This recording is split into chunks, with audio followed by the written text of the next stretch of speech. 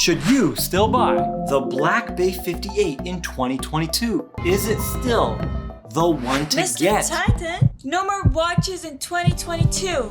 You got that? Okay, honey, I promise. No more watches in 2022. So easy to trick. Did you say something? Nothing.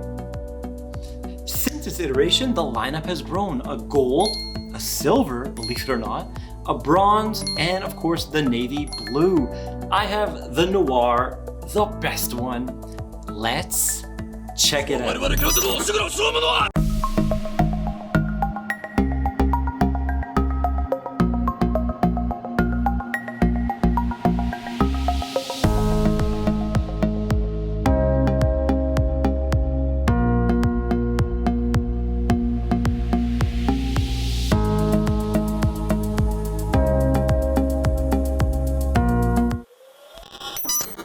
Introducing horological tool watch perfection M79030N, the Black Bay 58. When this watch was announced at Baselworld, I was blown away and it was instant love. And I knew right at that moment that that watch was gonna be mine. Is it kind of boring? Yeah, you know what? Yeah, it kind of is. But that's its biggest strength.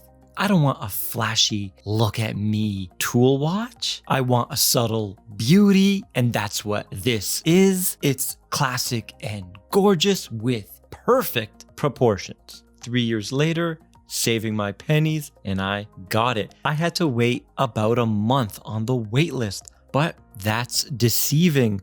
The 5 ADs in my general area, they all had the blue version in stock or the gilt noir, but on a leather strap or on a NATO. So the bracelet was the thing I was waiting for. And no, they wouldn't just swap it out for me. This watch reminds us of the legendary James Bond, the nickname for the Rolex 6538 Submariner. And that might have something to do with its popularity. However, in 1954, the first Tudor Oyster Prince Submariner was released, reference number 7922. And then there was 7923, that was manual wind. And then in 1958, the 7924, nicknamed the Big Crown by the enthusiasts because it had an 8mm crown.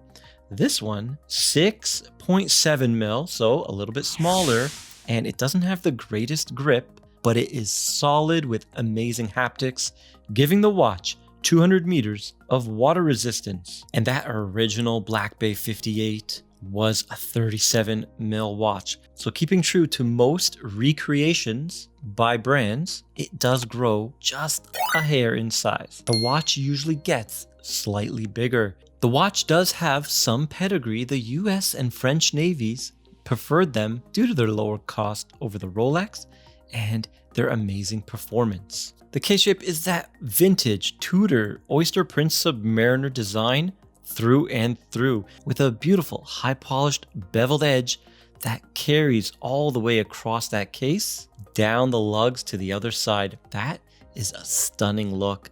I used to love that look on the old 5-digit subs, but now it's disappeared. But luckily Tudor has given us this classic gem back in modern times. The top of the lugs are brushed. It reminds me of the old 5-digit brushing. Now these are the measurements that I got. 39mm even in diameter, and the secret measurement, the bezel, is exact same. A thickness of 11.8. Unbelievable. Now if you do get one of the other new variants that have the display case back, they're going to be a bit thicker at 12.8, which kind of takes away from one of the watch's greatest strength, its wearability. No drilled lugs and a lug to lug of 47.7. Fantastic proportions, a magical watch. Gonna wear perfect on almost every wrist. Now that bezel, beautiful fine coin edge, ultra thin with anodized aluminum insert. My favorite insert. And when it does scratch, it patinas nicely. So I'm a big fan of it and I'm so glad they used it. If this watch had a ceramic bezel insert, I would not own this watch. It's as simple and as black and white as that. Now let's have a listen. It feels so premium. Wow. Ultra smooth and buttery. The resistance is perfect. The clicks are precise. It sounds beautiful. And it is a 60 click, not a 120 unidirectional dive time bezel. I think the best bezel in the industry. It's a joy to use. When you pull the crown out to its furthest position, there's absolutely no play. It is solid. The case has a little bit of a sleeve, but the crown does not. All right, so it's one click because there's no date, which is another big draw for me. I love the symmetry without the date. Now that sapphire crystal does have AR, and it's a beautiful domed boxed sapphire. Look at that gorgeous, gorgeous crystal. And even though it sticks out about 2 mils, it's still under 12 thick. Unbelievable. Now the dial in hand's matte black textured dial, but it's a subtle texture. You have to go extreme macro to notice it, but it's beautifully done and adds a little bit of character to this stunning timepiece. The hands are gold and the indices are gold. Not real gold like the bigger brother, it is plated. I'm a huge fan of the Tudor shield. I know some people would prefer the rose, but not me. We have the rose on the crown. That's good enough. I feel like the shield is more tough, tool watch vibe, and it suits this watch perfectly. The rose, maybe a tad feminine. We do have a lot of text at the bottom. Officially certified, I could do without. 200 meters, I don't mind. And chronometer, I don't mind. But officially certified, get that out of here. The Riha is brushed stainless steel, 316L, just like the rest of the case. And it is plain, there is no Tudor all the way around. That would be cool if they added that. Now the bracelet, 20 mil, tapering down to 16. We do have the faux rivets, giving it character. I've seen the watch with a strap code without the rivets, and it just looks almost naked without it. You gotta have them. I love them. The bracelet isn't the greatest. There's no half links. Luckily, it fits me perfectly. We only have 3 micro adjusts, but we do have ceramic ball bearings right here. Flip lock. Right there, you can see them. They're white. So this bracelet is gonna last you a long time. The new bronze version of this watch has a glide lock called, I think, T-lock or something for Tudor, and I wish they put it on the Black Bay 58. That's gonna be a great upgrade. We have a fully milled clasp, solid links, solid end links, of course, as well, and everything feels high quality. It's a beautiful bracelet overall and feels very nice on the wrist. I was wearing this once, and I panicked. I'm like, oh my God, I'm not wearing a watch. And I was wearing my Black Bay 58. That's how comfortable it is. The only other watch that tricked me like that was my King Seiko I'm wearing right now. It's the only other watch. I forgot I was wearing a watch. So ultra comfortable, unbelievable, big fan. Now the price. This one comes in, I believe the price increased this year, $3,700 USD. It's hard to find the US price when you're in Canada, but that's the price. If I'm wrong, guys, please add value to the video by putting it down below.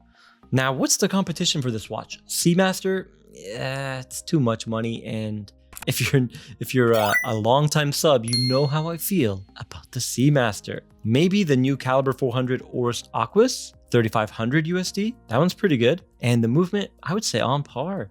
Maybe even a little bit better with the 10-year warranty, 5-day power reserve.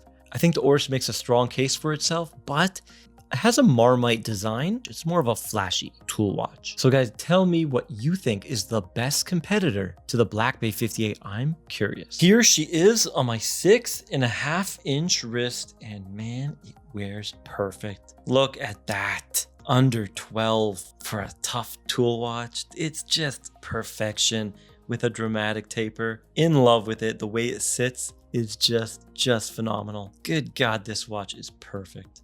130 grams. Okay, pretty good. Under 150, feels lightweight, and like I mentioned before, I forgot it was on my wrist. That's how comfortable.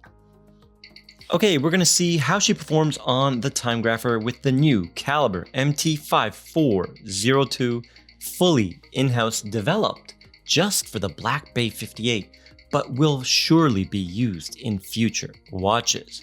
70 hours of power reserve, 27 joules, hack hand wind, automatic. And look at these numbers. No error, 1111 and 300 amplitude. Amazing. Okay, we're gonna do 12 down now to see the positional variance, how it will react on your wrist. Kosk certified officially, +6, -4. But as we can see here, it's doing a lot better. -1, -1, 286 amplitude, so a small drop. Now back up to 0, 0.1 milliseconds in beat error, exact same.